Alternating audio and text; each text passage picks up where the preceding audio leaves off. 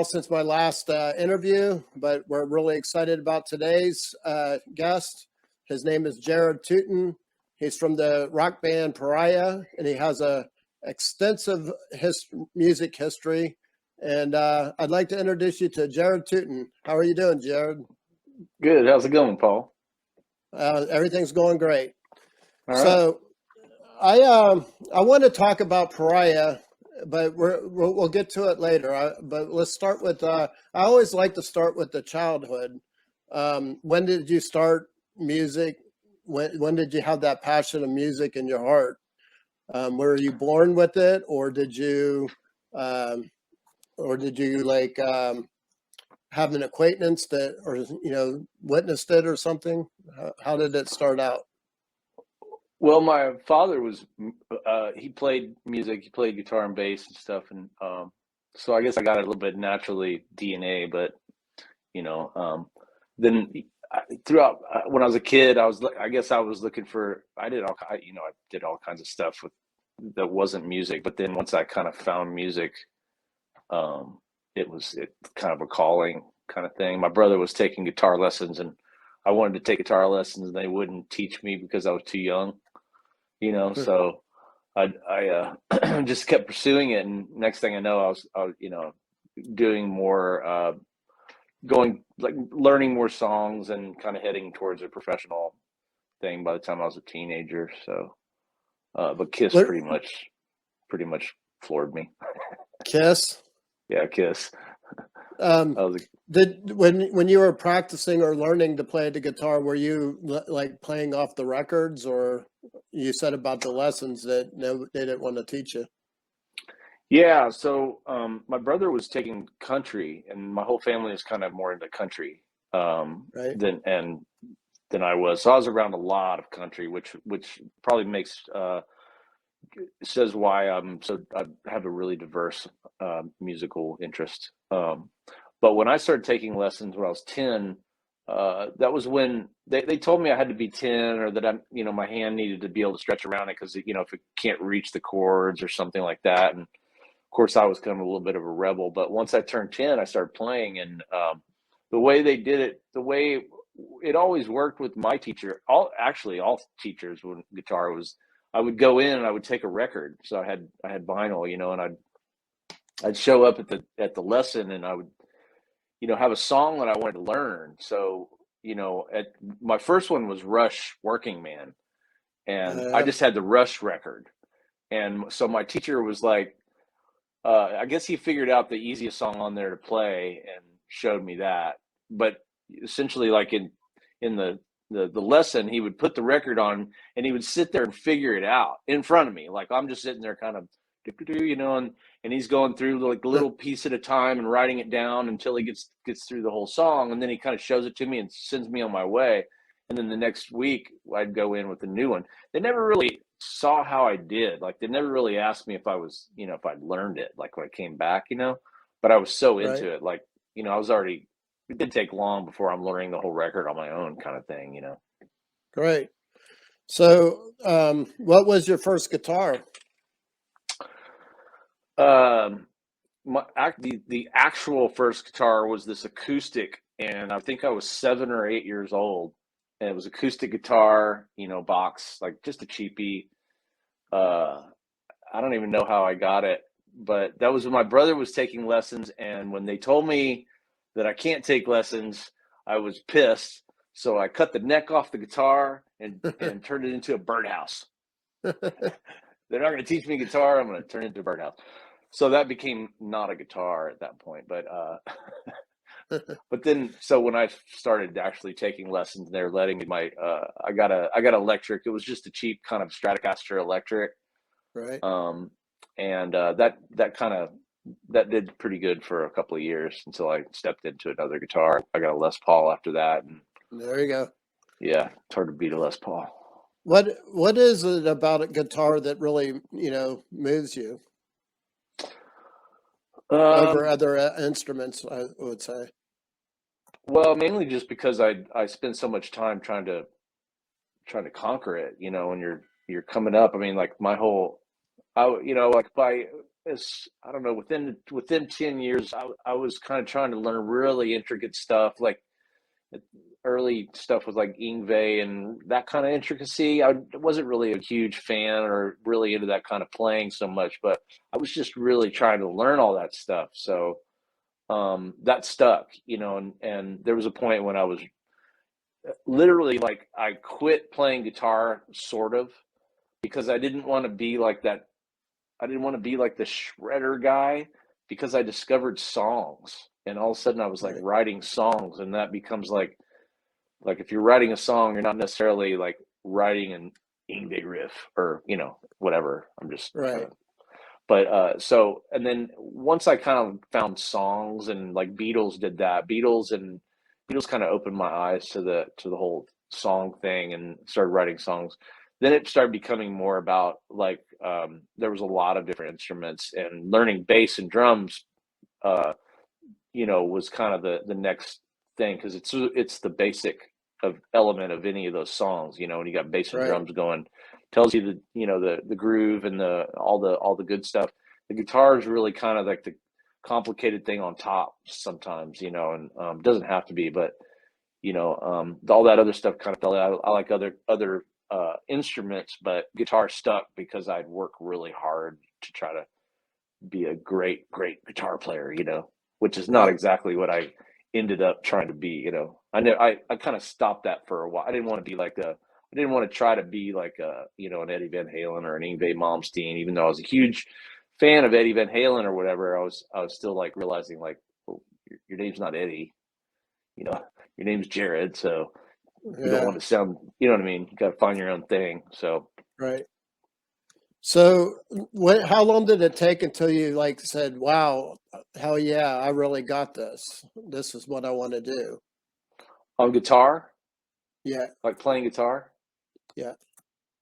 uh, it was about between 3 and 5 years. Those first 3 to 5 years, that's when you learn a riff, something, and you go like, man, that sounds cool. And then you finally you feel like you've discovered a sound within your fingers, even though you Right. didn't. Like if I listened to stuff back then, it would sound like, a kid noodling or something, I'm sure, but for me, like, trying to like I don't know if people that don't know how to play, when you're trying to play something, it's a struggle. Get your fingers to hit the right thing, and when you run the pick across it, it actually sounds like something, and it Right. takes a while. It's not quick, and I mean, some people find it real quick, but but then when you really you play something, you're like, that sounded good. You're like, all right, maybe there's something here, you know. Yeah. So it But that's did. how So you're hooked, basically, it took a lot of practice. It didn't come naturally. Well, I had a natural thing for it, but it still takes a lot of practice. Yeah. Of course, I was trying to play Eddie Van Halen stuff and Right. Rush and all that. You want to like for me, I wanted to like at early years, I wanted to sound like Alex Lifeson, Right. and that big Rush sound, and and I have an amp and I'm listening to, I'm practicing, and I'm like, there's moments where like, it sounds just like him. Like that's what he's got to feel the same thing when he's playing it. You know what I mean? Right. It hooks you. You get hooked. That's the whole thing. Is once you're hooked, it's hard to drop that. I'll tell you, I'm a huge Rush fan. That was one of the first concerts I ever went to, and I listen to them even to this day. They went through so many changes over the years, and each change I still loved it for the most part, except for Roll the Bones, I would say. But as a whole, I Yeah, thought they were awesome. I thought they were lyrically and musically. And Alex Lifeson is an underrated guitar player, in my opinion. yeah, yeah. The whole band, they got a lot of. It's kind of a weird band. Like you either love them or you don't like them at all. Like I know people that don't like them at all, Oh yeah. and some of their stuff I'm not really. I don't love like the later stuff. I was really a fan of like the Oh yeah. earlier records before they changed their sound. But like moving pictures was like one, after moving pictures when it started to kind of fade for me. But Right. up until then, I saw them live, and it was super super cool. That was like there was when I got to see concerts in San Antonio. my teenage year and all that. That was those years were pretty happening because you saw bands like Rush and Michael Schenker and UFO and Right. Van Halen and Iron Maiden and all these bands playing in San Antonio. It was awesome. Right. So, do you prefer to just play, or do you like? I think you answered this earlier, but do you like the process of writing more so than just playing, or would you rather just play, or both, or? It's kind of a weird one. There's like two different. It's like walking into a different room each way. Like it, like writing is almost like sometimes can be really easy, and sometimes it can be brutally difficult. Right. And like I don't write by myself. I write stuff by myself. So I'll write pieces and parts and stuff like that. It's usually what turns into a song later.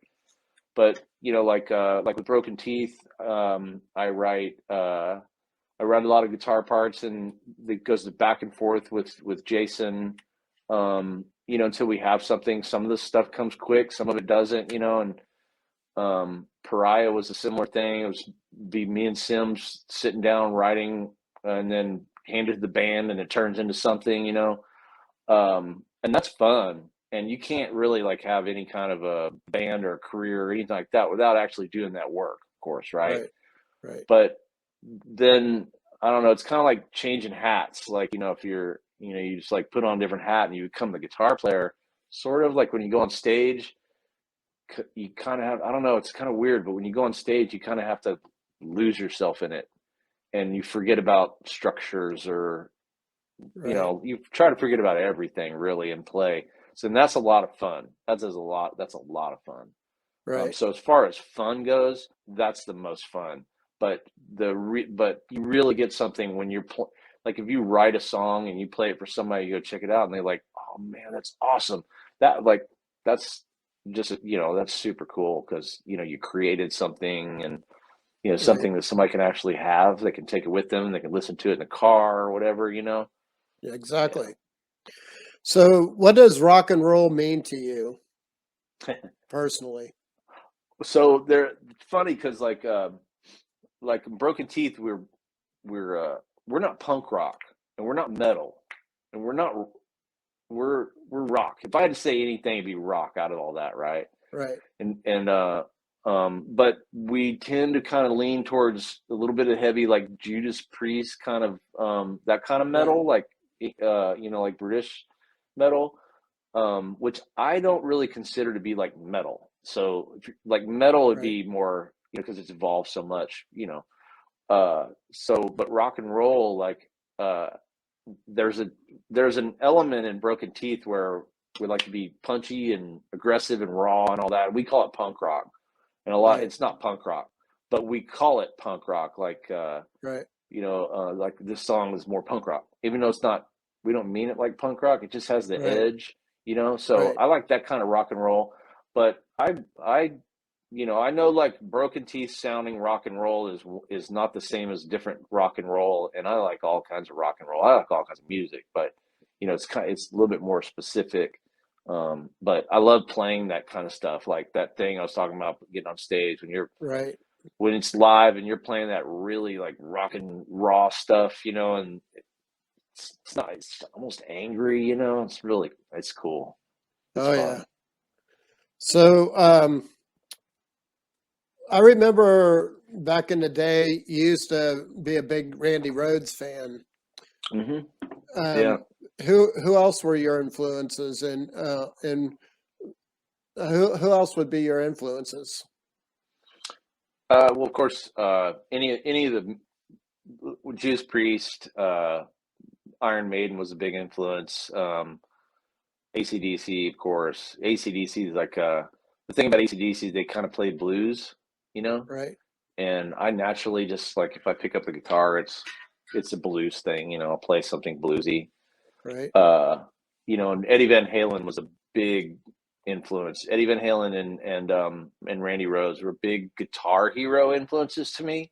Right. But like I was saying earlier, I kind of like there was a point when I'm like, I don't really want to like worship these guitar heroes of mine, and they're kind Right. of fading to certain, like Randy died and Eddie, was singing with Sammy or kind of not the same as the early anyway, but I just started to kind of become my own, but all that stuff influenced me in many ways. So What about Broken Teeth? Let's talk about Broken Teeth. How did you become a member of Broken Teeth? In case anybody wants to know, there's a badass Texas band called Broken Teeth, and it formed a long time ago. And you put out quite a 99. few albums, Yeah. and it's just like he said, hard balls out rock and roll. If you just want to like get up on your bed and start jumping up and down and raising hell, that's the kind of music you want to put on. And Yeah. so how did you become how did you become with Broken Teeth? So when Pariah ended, I spent some time not in a band. The first thing I was like, I don't want to mess with any bands right now. I need to like, decompress or whatever.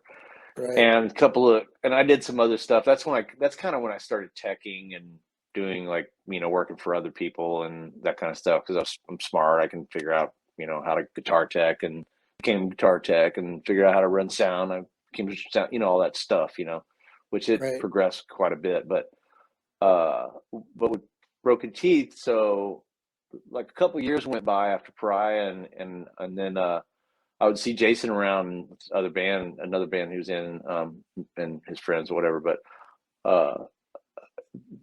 he was talking about this band he was starting. It was like, he described it as like AC/DC with Bon Scott. I'm like, really? So you need to get. It's exactly. Actually, now I think about it, it's exactly how it started with Pariah. I Yeah. said, so you need another guitar player, right? And Jason was like, no, I think I might play guitar. And I was like, and then like, no, you need another guitar player. It's like, no, I think I'm gonna play guitar. Like, no, no, no, you need a guitar. He's like, you want to play guitar? I'm like, oh, yeah, I wanna play Yeah. guitar.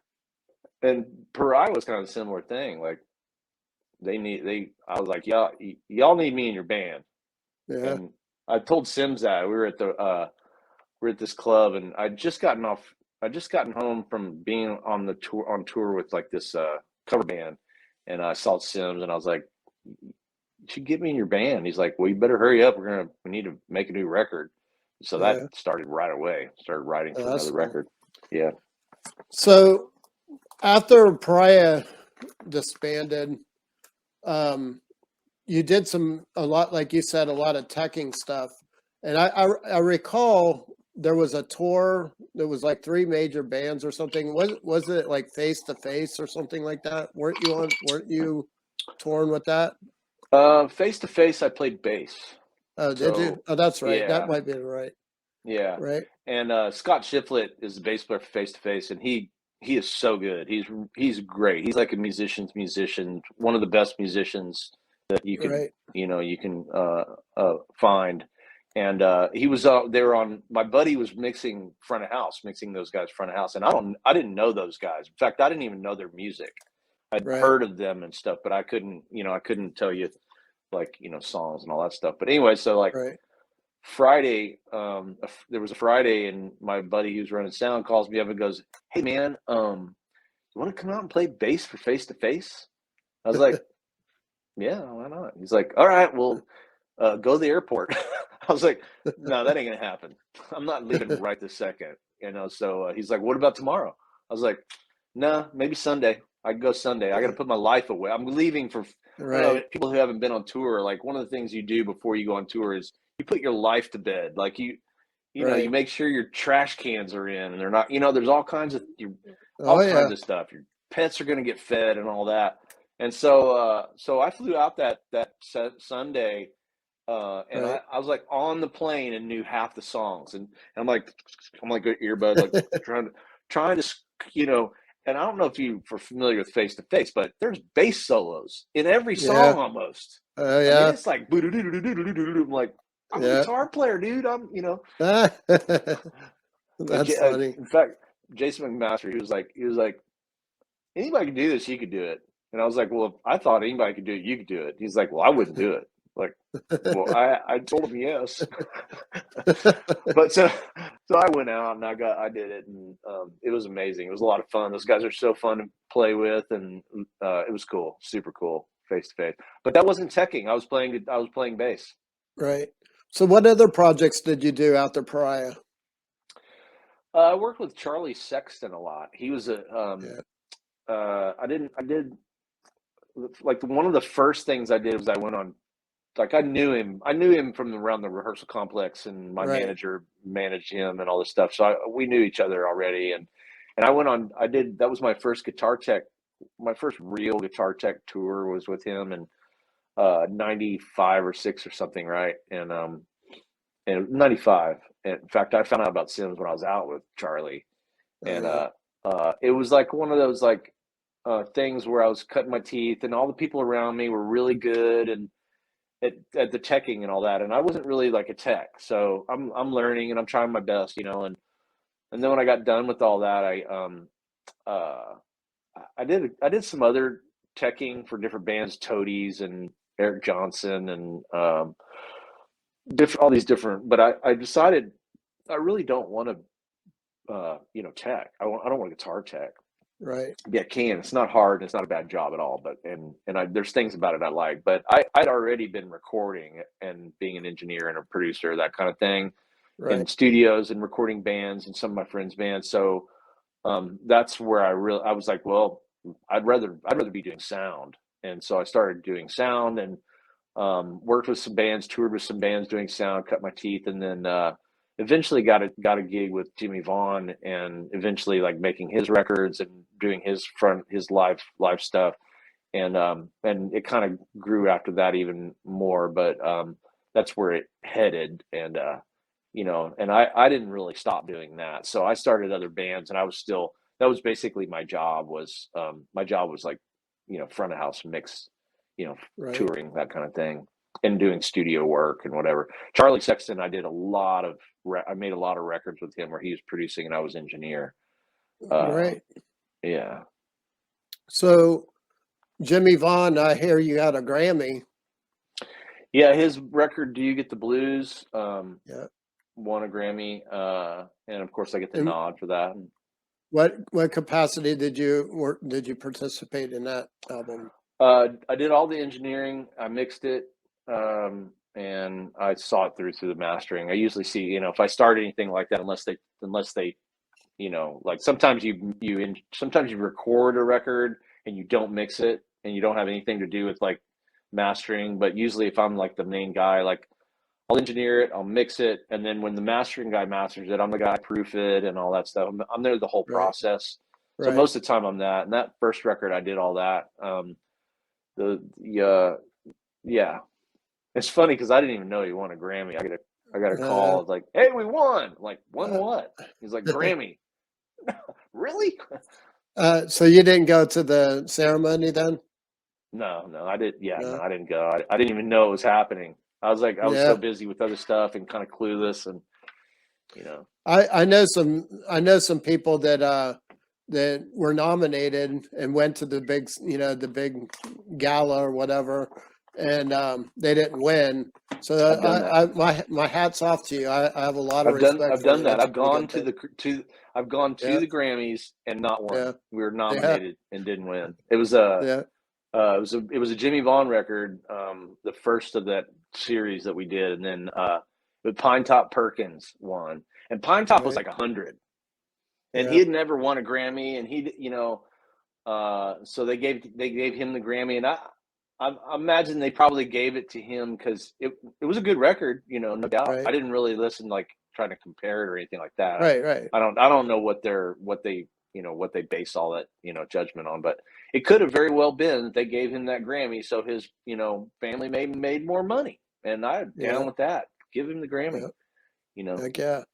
Yeah. So, what is your working relationship with Billy Gibbons? Billy, I bump into Billy I've bumped into him throughout my life a number of times. I worked with the Jungle Show doing front of house, did some recording, uh, and yeah, so he's a cool dude. He's the coolest, so. But I mean, I don't He work is with him all cool. the time. He's so busy with all kinds of stuff. He's nationwide, he's Oh worldwide. yeah. But so every now and then we kind of brush. But Billy's funny. My favorite story about Billy is when early Pariah years, Kyle and I, it was Right. before Geffen and all that. Me and Kyle are in Houston, and we go to a music store looking for Celestian speakers, Right. and we go into this back. The guy was like, let me look and see what we got, and he's like, hey, we got some hanging on the wall back here if you want to look. And it didn't have anything we wanted, but we walk into this little like tech room. It was like a 15 by 10 tech room, right? And there's like a workbench on the end, and Billy is sitting there with this, like, I don't know, this lady, right? And the first thing I thought when I walked in is, why would anyone want to look that much like Billy Gibbons? Like, there's no way that's Billy Gibbons.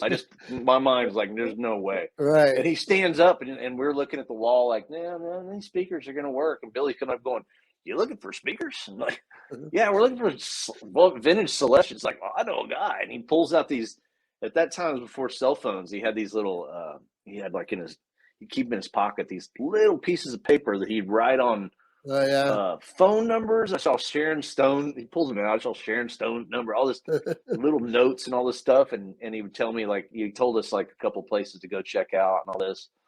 So now fast forward a few years, right? We're after Geffen. I'm in LA, and it was an Archangels. The Charlie Sexton played with Archangels. Right. Archangels is playing the Hollywood Bowl. And I go in the back, and I'm looking for, I can't remember what I was looking for. I wasn't looking for catering, but I somehow, like, there's this building, and you walk around the side to go to the back side to go into catering, the tent Right. thing, right? And I come around this corner, and Billy Gibbons comes around that side, walking straight at me, and I'm like, it's Billy Gibbons. He's not gonna remember me. I don't even know what to say to him. He comes and goes, hey, Jared. That was like 2 years later. Yeah. Like, you remember? I told him about that later, and he was like, you have a great memory. Like, oh, you did. Alice Cooper's sort of the same way. You meet him, and he remembers you. And, Cool. and speaking of Alice Cooper, not his last album, but the album before that was Paranormal Activity. And my favorite song is a song that Billy Gibbons wrote on it and played on it, and it's Cool. badass. It's a badass song. So let's see. What is there anything else that you'd like to add for stuff that you've done after Pariah and current? No, that's about it. That's really kind of covers it. I mean, I've worked with a bunch of people, but Yeah. people. So what about so tell me what all the events led up to, why you asked Jason and Metal Dave to do a podcast. Oh, so pandemic. Yeah. When pandemic was happening, I'm listening to podcasts. I'm like YouTube like crazy, and I think everybody was. They're like, there's like, what else are you gonna do? Was there And any special podcasts that you were checking out?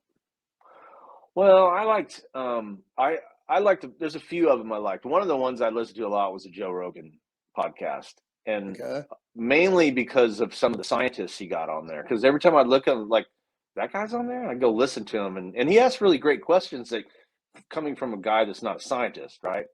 Right. His comedy's okay, and his whatever. It's really, I don't care about that, the dude so much, but he would Right. have really cool guests, because I like these guests, like these science guys that would talk outside the box, not the guys that would Right. say like, this is what we discovered. They're not like that. They're like, yeah, Right. when I looked at that, I knew it wasn't right. That those kind of guys, and cutting edge or whatever. They got something to say that's maybe gonna maybe piss some people off or whatever. I like that kind of stuff. But it was also Right. pandemic, so I was kind of starving for any kind of information. Right. But so anyway, with Dave and Jason, thing about Dave was he was around, and he wrote a lot of lyrics for us, and he wrote our bios a lot. He was kind of a writer within the Broken Teeth group anyway. Right. Right. And so like whenever you get around him, he's like an encyclopedia. He knows Right. he knows everyone. He knows all the stuff about them, the bands, and all the music. And Jason as well. Jason, same thing. So during the pandemic, one of the things I was trying to do on the technical end of things, which I like technical stuff and I like organic stuff, and Sure. if I'm not the most technical guy, but sometimes I want to learn how to stream. So I go in and figure it out, and I'm going to figure Right. this out, right? And that was one of the things. Well, when you're doing that, like I need something to stream. So like Right. I dabble in video games here and there. So I would stream that just to learn how to actually stream it, like the technical part of actually streaming. And Right. then I was thinking like I could do a podcast. Joe Rogan do a podcast. I can do a podcast. Yeah. Right. And so like like I just like the obvious thing was like, hey, getting those two guys together, what would it be like? And since they're not podcasters, I had to spend some time.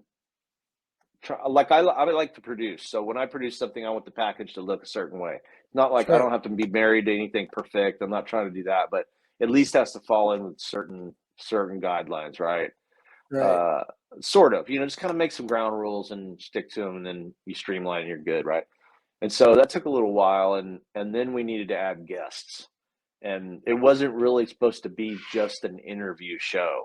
It was Right. supposed to, be kind of more along the lines of let's explore music and get people informed about bands. And there's only so much that people can tolerate new stuff. They're like, it's too much. I like this one Right. band, not the nine others. Right. But so and they're Dave interviewed people for years, and Right. I remember what it was. What tipped me off to that was Dave had done all these interviews years ago, like with David Lee Roth and Gene Simmons and all this stuff, right? All these people, and he was working with Jason to get those cassette tape interviews on his website, so he could Right. try to generate something. And so there was a couple of them that had like these needed an edit or something like that. I can't remember what it was, but I was like, well, I'll edit it for you. It's just quick little snip. And that's when I was like, you two on a podcast would be great.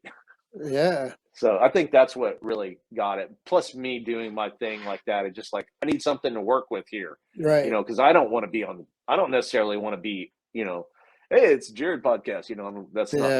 That's not really where I come from so much.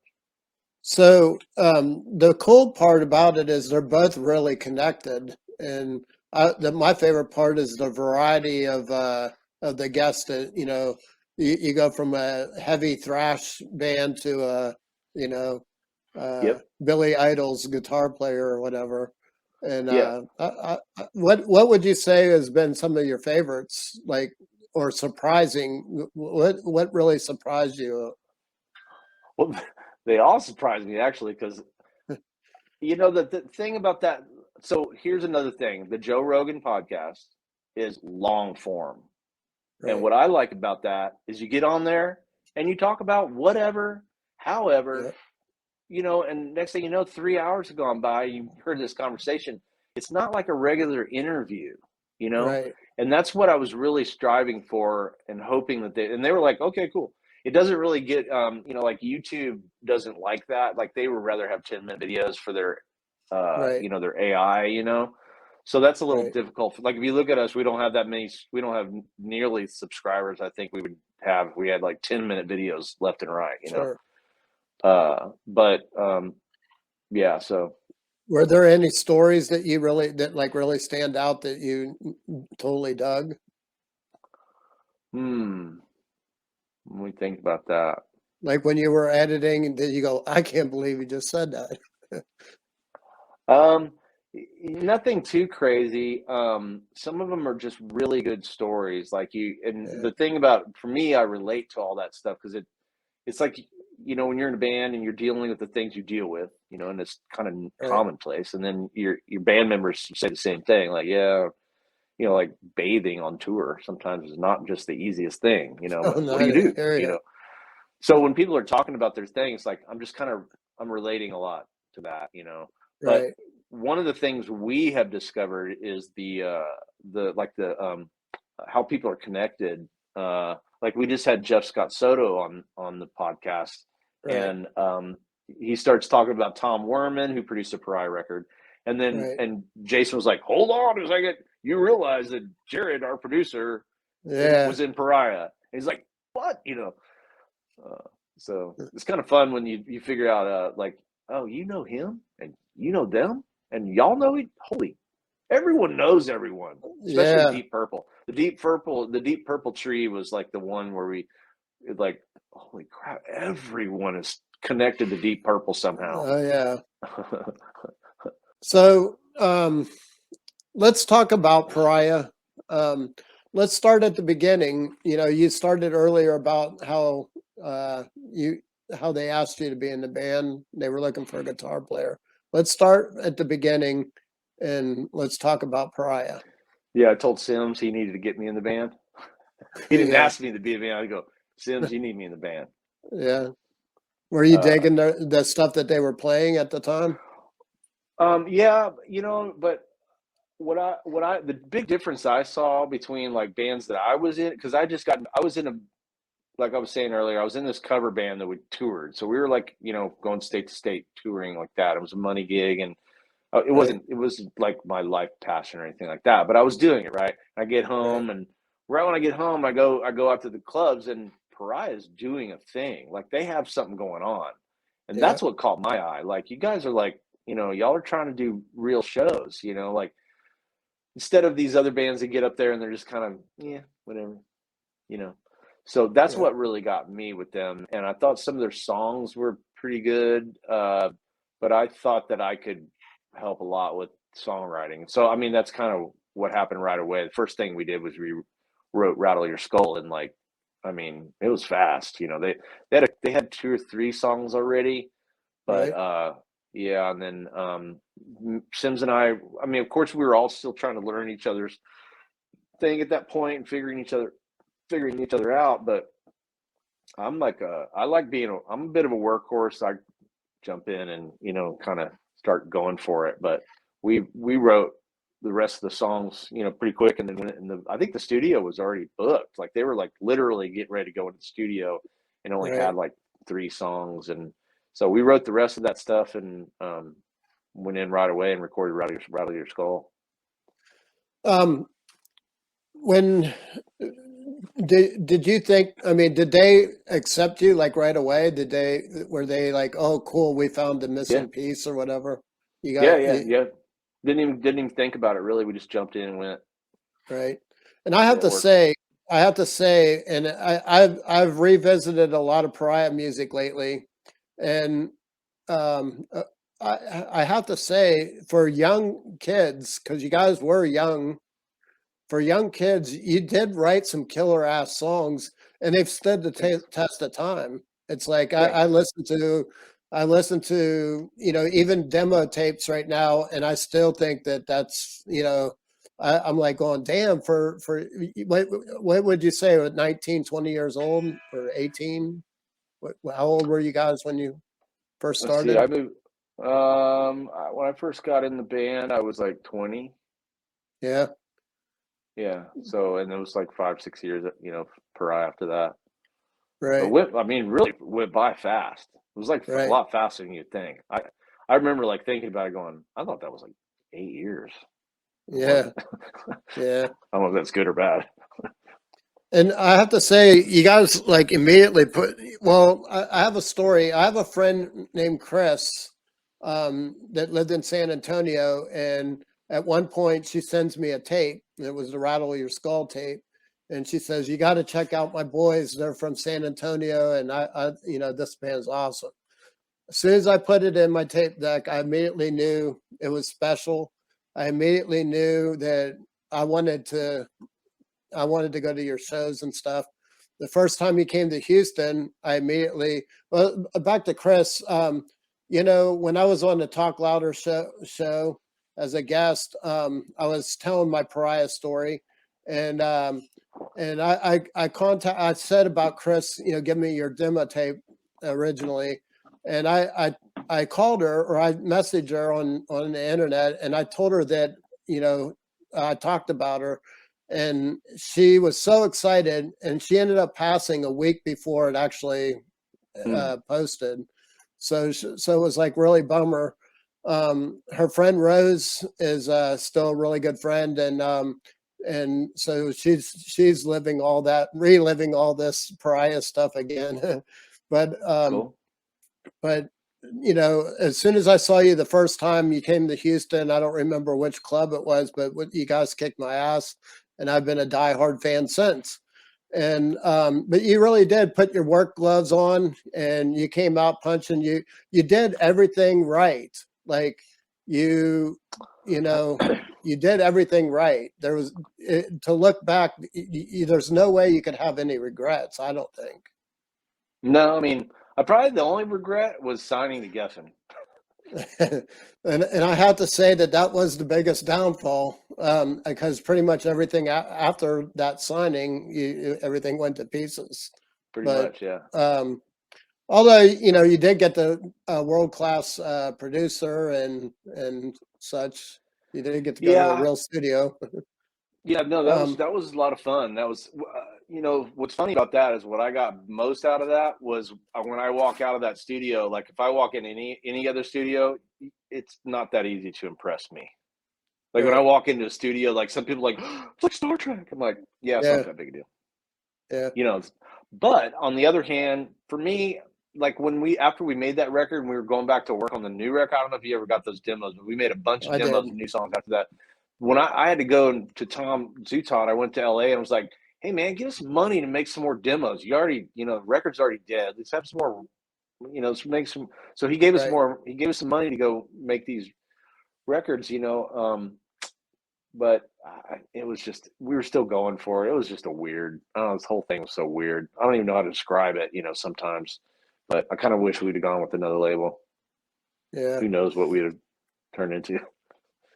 Well, that weren't you supposed to get Mike? Weren't you guys first interested in Mike Klink for a producer? Well, we wanted He Mike wasn't Clink, but available. he wasn't available. He was too busy. And then there was another dude who did the Nymphs, Bill, Uh-huh. uh, Bill. Sorry, it's slipping my mind. Bill, I can't think of it either, but I'm a huge Bill Nymphs fan, Price. so I should have. Yeah, Bill Price. He did the Water Boys and all this stuff. He was really yeah, creative, and we thought he'd give us a kind of a unique sound and all that stuff. Worman, I like Worman, and he's really good at what he does, and he really pushes like what you already do. He gets a very good version of that. So right, there's absolutely nothing wrong with what that was. Um, Pariah was like a writing machine. We wrote right, like crazy. Like right, we wrote and wrote and wrote. And then as soon as we got signed, all stopped. Like we didn't write anything. right, And that's our fault. Even though like the record, like we were like, okay, cool, we're gonna go in the studio. Waiting, waiting, waiting, right, not writing and not doing this, getting irritated and all that stuff.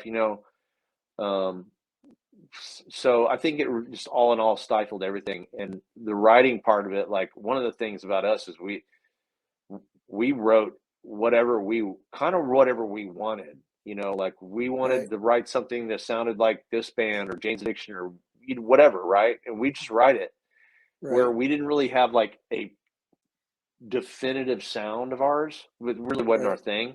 We wrote whatever we felt like writing, and which right. was a good thing, but it was also kind of like was not that easy to package and that kind of you know Well, I um, think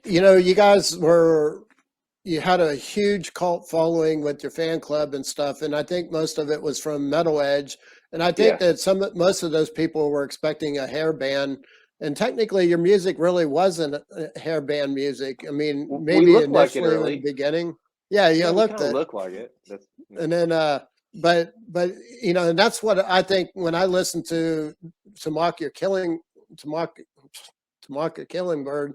When I listen to it now, and I'm sitting there thinking this was like back then. This music right now, just listening to it now, sounds so refreshed and different than what was out there then. At that time and now, actually.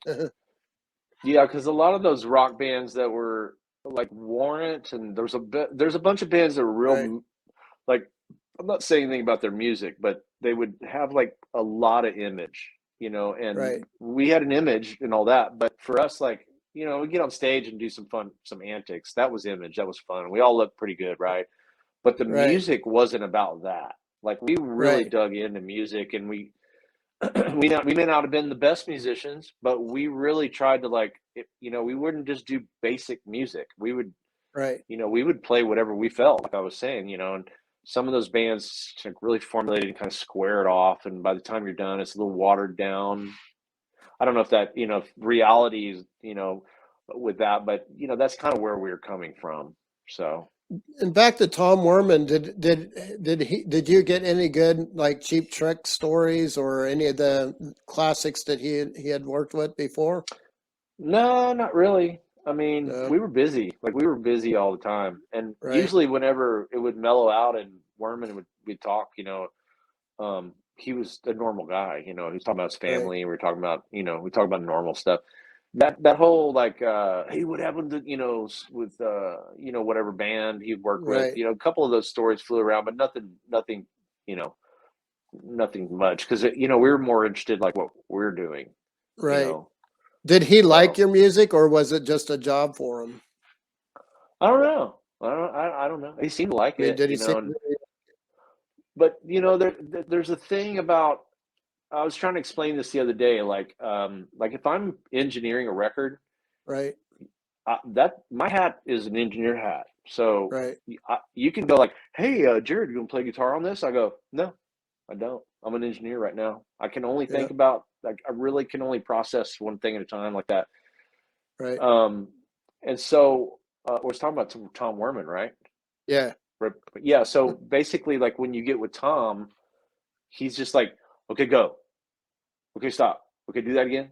Okay, got it. Okay, next." It was just, everything was right, real, like, you record, like the recording of it, you're you're really trying to get like what you need on tape and cover your bases and move on. You're spending, like, we spent $500,000 or $750,000 or something crazy on that record, and we're right, still like going quick. You right, can't slow down and all that. So there wasn't really a lot of time to, you know, just reminisce or ask him right. about bands and stuff. So, if you think about all your Pariah songs, which one do you think would be like the classic, like yours, the Pariah Stairway to Heaven? Shatter Me. Shatter Me? Yeah, Shatter Me is kind of the bigger of all time kind of thing. I mean, there's some really good Yeah, songs, but I'm too influenced by them to really tell. But Shatter Me is the one that's always come up when people, right. you know, mention a Pariah song. They're like, Shatter Me. So Wrong I kind of answer. played it. I love Huh? them all. Yeah, I like them all. I was into them all. They were all um, like, like, we never really settled for like, it's just like, very few songs that we just kind of, that's good enough. We kind of write little parts, and everything was very involved for us. So we were always trying to write, like, right, one step better, like more, put all the stuff in there, you know. right. I remember going and seeing you said about being a writing machine. I remember going and seeing you almost weekly, whether it was in Austin or San Antonio or Houston or whatever. And I remember at almost every show, you're like, "Hey, we're gonna try out this new song," and every Yeah, one of them was killer. And then you never heard, you may have heard one or two of them later down the road, but I know one of my all-time favorite songs is "Automatic Pain," and I was sort of curious why it didn't make the album. good question. Good question. There were several, like Automatic Pain was at least one era of writing where I thought we really kind of locked in on something, which Right, happened more often than just once or twice. But like, we'd start really writing a certain way, and like some things really kind of click, and then we kind of go off into something else, and it'd happen again or whatever. But Automatic Pain was one of those. There was a few songs that we wrote right about then, and we were writing so much that it would just appear. Like probably one thing we could have done better was to think of our songwriting as body of work and try Right. to write something that was cohesive within the body of work, which I do more often now. Like, what are we missing? What do we need? We need a slower song, or what, whatever it is. Right. But we didn't do that. Pariah would literally just like, I got another song, go write it, and we'd work on it until it's done. Great, awesome. Hey, I got another one. And just next Yeah. thing you know, we got 10 songs, and 3 of them disappeared. But Automatic Pain, I don't know why that one didn't. That was right in the Geffen thing, and so here's something to consider. When Tom Zutaut first came out to check us out, we had a little showcase where we played. He wanted to hear us play live in a room. He wanted to hear every song we've ever written, and it was like over 120 songs, Right. and we played every single one of them Oh yeah. except one. Automatic Pain. Except no, we played No. that one. So I Shatter think Me. what happened. No, you may not have ever heard it. You can keep guessing, and I'll tell you whenever you're ready. But Automatic Pain was one of those. So when we played all those, what Tom was trying to do was figure out which songs were going to end up actually on the record. Recording. So Automatic Pain didn't make it. So he was the one that basically made the set list for the album. Kind of, not completely. Yeah. No, we just we had to narrow it down, and it was probably more that we were more in tune with the ones we were playing right then. Right. Maybe stragglers that we'd have around, we didn't really consider it. That it was hard for us to like compact everything, compartmentalize like into a body of work like that. Just I don't know. We I were was too, like, very, very excited. grateful. I was very, very grateful that you kept at least one of the old songs on there, "Sick Kid." I thought that was awesome that you still kept the roots in on the And CD. Shatter Me, right? No, Shatter Me isn't on the album. It's Sick See, Kid. we did Sick Kid. I think we recorded it. We recorded Oh yeah. Sick Kid and Shatter Me because they wanted like it was like wasn't last minute. It was just at a certain point. We were at Madonna's studio doing overdubs, and I remember like they're like, we need to record those 2 songs because they were the ones that got the fan club all excited or whatever. That's like the ones from back when the fan Right. club became big. So Right. we literally like went and set up drums down in Madonna studio had like this basement under there's a big building. It was a management building, and then in the back there was the studio. It was a really cool little studio. Mainly go there for the console. It's like super cool for guitars and all that. But it had a Right. basement. You go downstairs, there's this big wide open thing. We set up drums and recorded one afternoon. I think we recorded both those songs, but that's where that was from. I know Kyle told a story about Sims asking Madonna to go play pool or whatever. What did Mm-hmm. you have any interactions with her? Yeah. She was around. She would show up. Like she wasn't like nice to us. She wasn't coming and hanging out with us like you would think. She's all Right. biz, like Yeah. and she would like. So you'd hear this like, I'm gonna go to the get some popcorn, and like letting everyone know she's gonna be over making some popcorn. She go over there, and so of course we're like, wander in the room. What's going on in here? I didn't hear Yeah. that. I just happened to be coming in here looking for popcorn myself. You know, That's funny. no, but she's like, you can't talk, you can't you try to ask her something, she's like, rah, rah, rah. She'd say whatever she's gonna say, and then that was it. Right. Uh, So I heard she's like real small. Small? No, she's not real small. I actually liked her a lot, so I don't mean to make Yeah. fun of her. I'm not trying to make like dog or anything. Because I liked Madonna. She was a huge influence for me at that time because she was like, you're like we're in her management facility in her studio. It's all killer, and it's Madonna. And Yeah. right, she was at her peak, where she was one, kind of in her peaking right then. It's like you can't help but to learn something Oh by yeah. being in that building. Even Yeah. if you don't just feel it. Right. You spoke about the demo tapes from of the music that you recorded after the album. Do you have any like demos or any old songs that it's still out there that somebody like myself would do anything to have? You know, the ones that you have, there's two sessions. So when I got money from Tom to go back and make demos, we did one Right, session of like I want to think it was 6 songs, 5 or 6 songs, and right. I can't think of what they were at the moment. I love I'm you talking more than about you hate old me. stuff. I'm talking about old stuff before that, before the Tamaka Mm. Killingbird. What There's about nothing it? out there. Is there any songs that never got released? Oh, there's tons that never got released, like That's what I tons, and said. there's tons that don't have that didn't have a recording. Like if you want to hear that Yeah, song, you literally have to go find Dave Pruitt, Dave yeah, TV's version. You know, yeah. That's pretty cool. So when Pariah was always very vocal about legalizing marijuana, we've sure come a long way, haven't we? yeah, I would have never thought it would have gone this far. I You never know, thought that it would take this long, to be honest with you. well, when you're thinking about how stupid it is that it's illegal, Right, of course. But when you think about why it's illegal, then you know right, why. That's right, they're never gonna legalize it because of this and that. There's some huge things, but it's changing. So, yep. and So, Dave was big on that. Dave wanted to be pretty much everything out of Dave's mouth. He was I trying to know, be shocking, and he wanted to say some stuff that's going to either piss you off or get you thinking or whatever. yep, So that was kind of his shtick. So, and I right, really didn't care about pushing. To me personally, I didn't really care about pushing the weed part back then because, which I didn't care because the front man can do whatever he wants. But as far right, as the music goes and the band goes, that wasn't my thing. My thing right, was had to do with music, and all right, that other stuff was just kind of painting flowers on your image kind of right. deal. And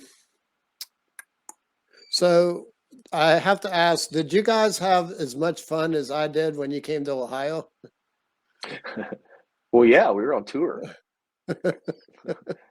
Even though things were like, I mean, when we I mean, left our that turned bubble. out pretty nice, I thought. Yeah, no, it That was night. great. We had a few cool, shows. There was a handful of them. We didn't get a lot of touring, but Right, any time we were out, we had a blast. right. Well, I for one have been very, very grateful that you guys came to my hometown. It was an honor, and I've been begging Jason to come. And tell me about Jason. What is your thoughts about Jason McMaster? In what respect? Just from the time you met him and become friends with him, and now as producer and all, and in his band. Uh, there's certain people. Jason's one of them, and that have come in and out of my life that I connect with. Like I'm not so much my internal connection, like personally that kind of thing, but Right, we just kind of rush together, right? And then there's a lot of times I'm looking for people that are actually doing something. With right, what I was saying with Pariah. When I get into town, I'm like, oh, look at them, they're doing it. They're doing yeah, something. They're actually yeah, trying to do something. Anyone who's trying to strive like that, that's where I gravitate towards. And Jason's always kind of been that way. And he's it's hard to find a singer. It's hard to find singers that are, worth having in front of you and whatever, but there he was, and we'd already had a relationship. We knew each other for a long time, way back in the Pariah days. He used to come around all the yeah, time, and yeah, he was a buddy. Uh, and we would write song. Here's a song, and we've done write a song. That's a good thing about Broken Teeth. It's a lot easier to deal with the personalities and whatnot. Uh, we're real easy going. Everything's pretty easy going. We get a lot right, done. No messing yeah. around, but it's pretty easy going. I have to say, I'm a little bit. I'm going to have him as a guest eventually.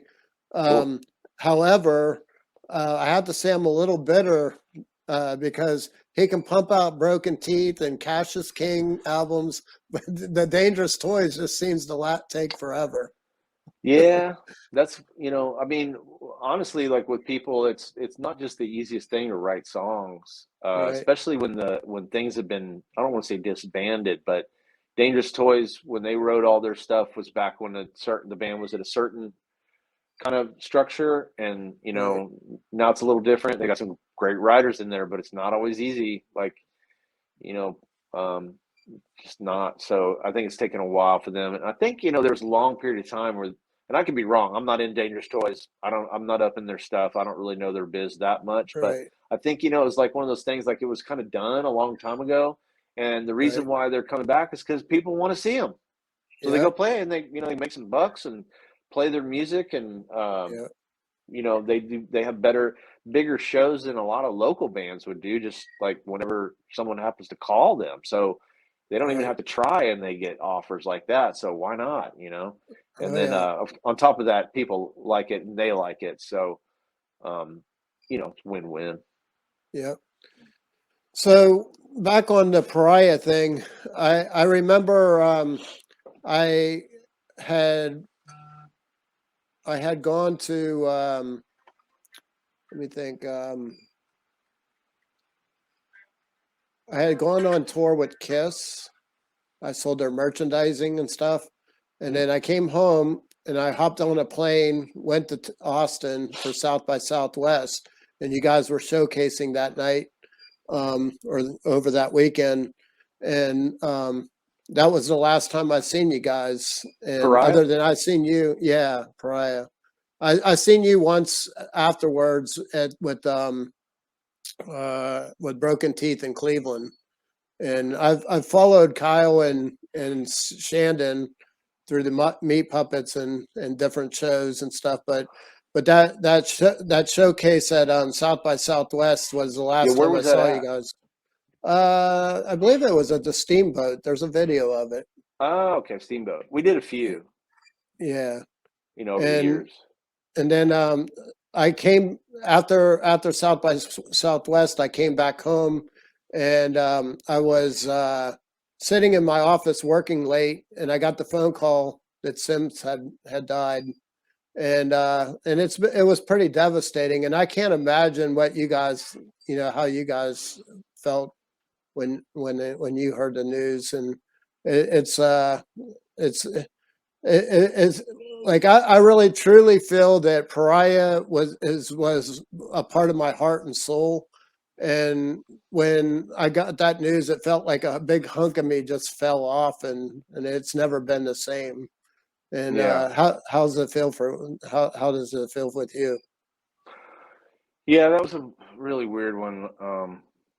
Sims and I were like writing partners, so there was a point when we had a little bit of a falling out. I was a little pissed at him, Right. and um, then all that happened, and we were like, the band was kind of imploding at that point. So there was a lot of negative chaos kind of going on, anyways, and Right. once that starts happening with a group of guys, it's really hard to like put the brakes on. It's what I mean, like people like all of a Right. sudden they're dead set on either being an asshole about it or they want out or whatever. They're gonna, nothing specific about all that, but about Pariah as far as that goes. But Right. I remember like we couldn't get along, the whole band. Like we were having problems Right. getting along, like just having a meeting and talking about whatever. And then of course, that was about the time that uh, Tom Zutaut left Geffen, which left Right. us high and dry. Um, they didn't necessarily drop. They didn't drop us because like we didn't sell or anything like that. Tom Right. Zutaut wanted to be president of the company, and they told him Right. no. So he said, "All right, quit." So he quit, and then we hear about it a week later. We're like, "Well, what are we supposed to do?" Right. And they're like, "Well, if someone in the label at A&R wants to pick you up, they're welcome to. Otherwise, we got to let you go." And so we were kind of like, "Really? Cool, awesome, sounds great. Let us go." But that that was like, even though it was better for us that we got let go because we could go on, and I was like I was ready. I was like, let's go back to maybe the label that wanted us before wants us. Maybe we can go back to the other options. But r- you can't help feeling a little bit like, yeah, they we're not on the label. We don't have a label anymore, and they can't help but feel a little dogged or drowned or whatever. But it was a lot of lot of messy stuff going on back then, and we Right. were not, there before for a long time we were a tight unit. We were always around each other, so even imploding, we were still stuck together, and it really kind of worked somehow. But at that Right. point, we were separated a lot. We weren't around each other that much, and it was really easy for us to kind of lose sight of each other or whatever. And it just, things kind of went to kind of got weird. So, but it sucked. I Well, remember I was out. I was on had tour. had I was on tour when I heard. yeah. So, When let's say that To Mock a Killingbird became hugely successful. Do you think the band would have still been together with all that said now?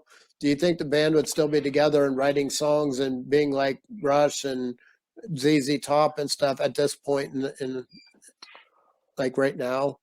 I Had don't they know, made man. it big? It's hard to tell. I mean, I think that I think if we would have been in a better position, like putting out a record on Geffen, spending all that money and put it out and nothing really happens is a real downer. You just kind of like, well, what did we learn from Right, this? How to spend money and go into some expensive place? It's not, it's like, you walking in under dress kind of thing. Uh, right, but if we had like a chance to like work the record properly, go back in, do another record properly. After a couple of them, I think we would have had, if they didn't have serious success, even if they have like whatever, they didn't have to be big records, but at least you kind of get that process down, because we know how to make records, but we didn't know how to promote them like we wanted, right, with a Geffen. We didn't, like with Geffen, like they didn't give us tour support. They basically right. told us to go home. We're like, we just got here. You want us to go home? Yeah, Typical shelving kind of thing. They just shelled us. They didn't want to help us. But at the same time, right, just on giving the benefit of the doubt, the way they'd work is Geffen would sign all these bands, they throw them against the wall, and the one or two out of 20 that stuck, that's the one they pushed. Otherwise, you're on that, fall yeah, off the wall list, and that's where we were, so. right. So, going forward, what are you doing now, and what's your goals in the future? Well, I'm always writing, and we're Broken Teeth's working on a new record. We're about to start working on a new record, and we always have a different process each time. And because I'm making the record, so I kind of like, every time when we go to make a record, everybody's situation's a little different. Like some people are free and they don't have they're not tied to work or whatever. And most of the time, everyone's tied to work, so I have to figure out some way to make it happen, and how to get the songwriting done, and then how to record the record, producing it, whatever. Right, So we're just starting to do that, and I just keep busy with all kinds of stuff. I don't make records as much as I used to, just because the right, budget's kind of changed, and I'm not really. That's not. I didn't want to just be a producer engineer. I've got my hand. I play right. guitar too, and all the stuff. So if it Sure. happens, it happens, and great, I'm happy. But I'm not striving to be like some big producer. That's not. I'm just don't. Right, I can produce great. I have no problems with how I produce, and I can produce a lot of different kinds of music. But right, it's not really been my main focus, like trying to just be that. So I kind of just like whatever, one year things might be working better for music, and next year they may be working less for music, and they're working more for this. I just go with the flow. And right, lately I've been doing a job that's not music, which is not really like me, but it has to do with production, and I do CAD drawings, and lots of stuff, like just weird stuff that has nothing to do with music. But it makes me, when right. when I'm working on music, I love music. I just sit there and work on it more and more because I'm not working. When I'd work for bands, I would get home and not want to work on music. Right. So I kind of was like, I'm going to try this thing where I don't work for bands. Maybe I want to work on music more. And it Yeah. worked. It worked great. I would get crucified, but when I went on tour with Kiss, by the time I got home, I didn't want to ever hear another Kiss song. Exactly. Yeah. uh, Yeah. but Totally. hey, Jared, I can't tell you how much I appreciate your time, and thank you for sharing some stories. Just for me, my sake, do you have any Pariah stories that you could tell that maybe I wouldn't know? Um, do you know the one about Sims falling asleep in the van? I'm not sure. I'm not sure. I know So one time I passed out on his monitor at one of the shows, and he kicked me in the head and woke me up. that's funny. Um, It's so true, we traveled in a 15 passenger van, and when you open those side doors and you get in the right? back, well, that first bench that you're looking at, in on the ground, you could lay in there. You could Right, get you down on there, and it was a little bit more comfortable than laying on the bench itself. And of course, we had, five, six, seven, we had 8 or 9 people in this van. So, you couldn't just have your own bench and you'd be driving for hours. And so sometimes you get someone in the front and someone in the back, but you're laying down there and you're basic, you're on right. And right in front of you is the metal bar that mounts, the seat in front of you. You're like right right. here, right? So if they slam the brakes on, your face is going into that. And so we pull over and we're going in. We pull over to go eat. We're gonna have dinner.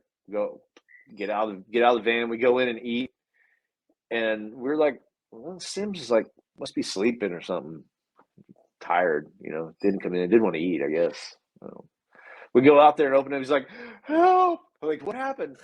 His whole body had fallen asleep, Oh and he no. couldn't.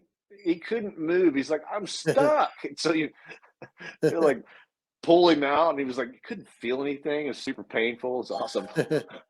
I hate when that happens. Yeah, pretty funny.